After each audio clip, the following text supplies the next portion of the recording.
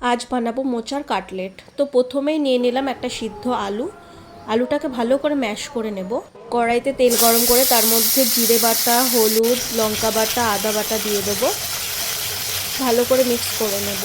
তারপরে অ্যাড করব সামান্য নুন। এবার আমি সিদ্ধ করে রেখেছিলাম মোচাটাকে, তো সিদ্ধ করা মোচাটাকে এর মধ্যে দিয়ে দেবো। আর বন্ধুরা, এটা কিন্তু সম্পূর্ণ নিরামিষ একটা রেসিপি। মোচাকে ভালো করে মিক্স করব মশলার সাথে। এবার দেখতে পাচ্ছ এক্সেস জলটা বেরোতে শুরু হয়েছে। এবার সিদ্ধ করা আলুটা এর মধ্যে দিয়ে দিলাম। মোচার সাথে আলুটাকে ভালো করে মিক্স করে নেব।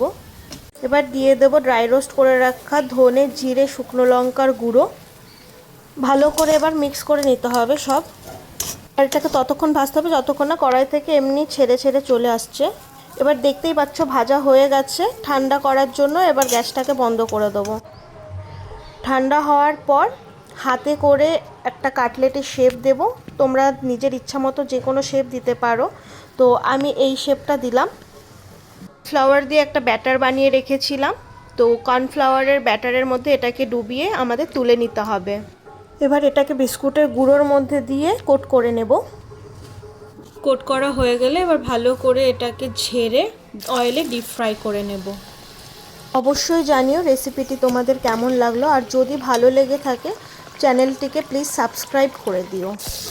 ভালো করে ফ্রাই করে তুলে নেব আর সার্ভ করব স্যালাড আর টমেটো সসের সাথে।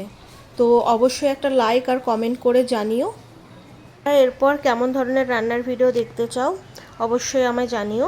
আর ভিডিওটি সম্পূর্ণ দেখার জন্য ধন্যবাদ।